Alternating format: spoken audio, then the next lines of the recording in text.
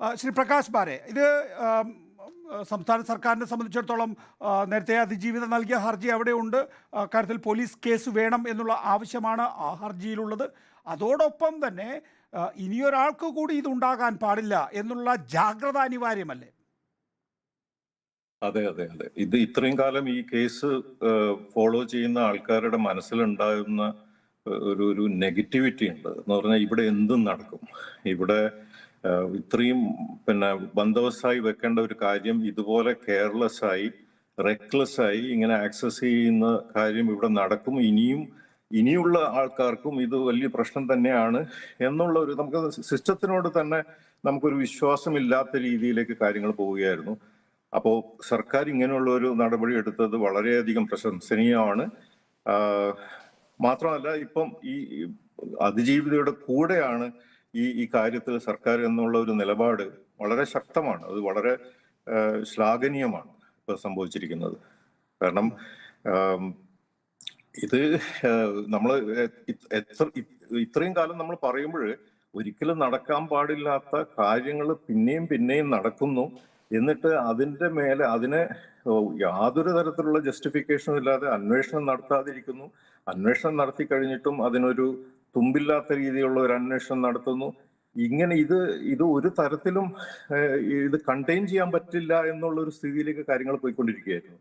അപ്പം ശ്രീ പ്രകാശ് ബാരെ, ഇക്കാര്യത്തിൽ താങ്കളെ പോലുള്ള ചലച്ചിത്ര പ്രവർത്തകരെന്ന് കൂട്ടണ്ട, ഒരു പൗരൻ എന്നുള്ള നിലയിൽ തന്നെ നിരന്തരമായ രീതിയിൽ ഇടപെട്ടു. അക്കാര്യത്തിൽ പ്രോസിക്യൂഷനൊക്കെ ശക്തമായ നിലപാടെടുത്തത് കൊണ്ടാണ് കേസ് ഇത്രയധികം മുന്നോട്ട് പോയിട്ടുള്ളത്. പക്ഷെ നോക്കൂ, പച്ച വെളിച്ചത്തിൽ തെളിഞ്ഞ കാര്യങ്ങൾ, ഇപ്പോൾ ഉദാഹരണത്തിന് അതിജീവിത ഹൈക്കോടതിയിൽ നൽകിയിട്ടുള്ള ഉപഹർജിയിൽ പറയുന്നത് എന്താണ്? അൺഫെയർ ആൻഡ് ഷോക്കിംഗ് എന്നാണ്. അതായത് ഞെട്ടിക്കുന്ന നീതി നിഷേധമാണ് യഥാർത്ഥത്തിൽ നടന്നിട്ടുള്ളത് എന്നുള്ളതാണ്. ഇൻക്വയറി അതോറിറ്റിയിൽ നിന്ന് നീതി കിട്ടിയിട്ടില്ല എന്നുള്ളതാണ്. അതിൽ ഒന്നാമത്തേത്, മൊഴിയെടുത്തില്ല അതിജീവിതയുടെ, പരാതിക്കാരിയുടെ. ഇൻവെസ്റ്റിഗേറ്റിംഗ് ഏജൻസിയുടെ സഹായം തേടണം എന്നാവശ്യപ്പെട്ടിരുന്നുവെങ്കിലും ഇൻവെസ്റ്റിഗേറ്റിംഗ് ഏജൻസിയുടെ സഹായം തേടിയില്ല. ഇല്ലീഗൽ ആക്സസ് ചെയ്ത ഡിവൈസ് പിടിച്ചെടുത്തില്ല. CRPC പ്രകാരം ഇല്ലീഗൽ ആക്സസ് നടത്തിയവർക്കെതിരെ കേസെടുത്തില്ല. എൻക്വയറി റിപ്പോർട്ട് നൽകിയില്ല. മൊഴിപ്പകർപ്പ് കൊടുത്തില്ല. ഇത് ഹൈക്കോടതി ജഡ്ജ്മെൻറ്റിനെ എങ്ങനെയാണോ തങ്ങൾക്ക് അനുകൂലമാക്കാൻ സാധിക്കുക അതിനൊക്കെ പറ്റുന്ന രീതിയിൽ ആ റിപ്പോർട്ടിലേക്ക് കാര്യങ്ങൾ എത്തിച്ചിട്ടുണ്ടോ എന്നുള്ളത് നമ്മൾ. പിന്നെ ഈ കേസിൻ്റെ മെയിൻ കേസ് നടന്നുകൊണ്ടിരിക്കുന്ന സമയത്ത് ഞാനത് സെറ്റിൽ ചെയ്തോളാം എന്നുള്ള കൺക്ലൂഷനും അക്കാര്യത്തിലുണ്ട്. ഒന്നത്. രണ്ട്, ഹൈക്കോടതി വിധി എവിടെ ഉണ്ടായിട്ട് പോലും മാർഗനിർദ്ദേശങ്ങളായി മാത്രം തുടരുകയാണ്. അത് കീഴ്ക്കോടതികളിലേക്ക് കൃത്യമായ രീതിയിലുള്ള നടപടികളായി പോകുന്നില്ല എന്നുള്ളതാണ്. ഇതിനെയൊക്കെ എന്താ പറയുക?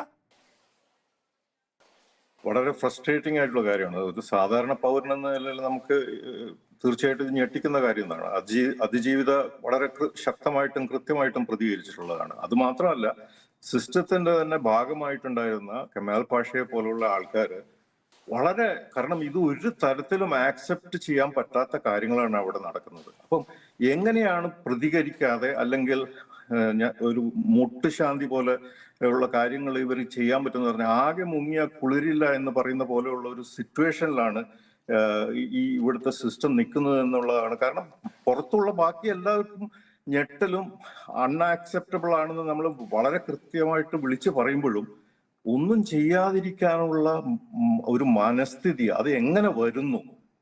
അത് കാരണം അതിൽ പ്രതികരിച്ചു കഴിഞ്ഞാൽ അവർ കുടുങ്ങുമെന്നുള്ള ഇതുകൊണ്ടാണോ, ആരൊക്കെയോ കുടുങ്ങുമെന്നുള്ള ഒരു പ്രശ്നം കൊണ്ടാണോ, എന്തുകൊണ്ടാണെങ്കിലും ഇതൊരു സ്വാഭാവികമായിട്ടുള്ള ഒരു പ്രതികരണം അല്ല കോടതിയുടെ, ഈ സെഷൻസ് കോടതിയുടെ ഭാഗത്ത് ഉണ്ടാവുന്നത്.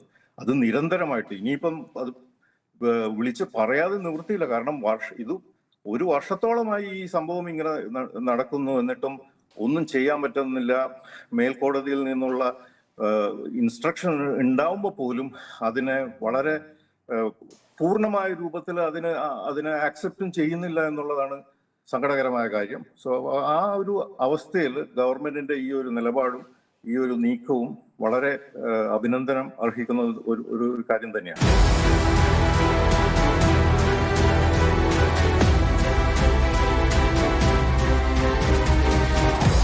Debate with MV Nikesh Kumar.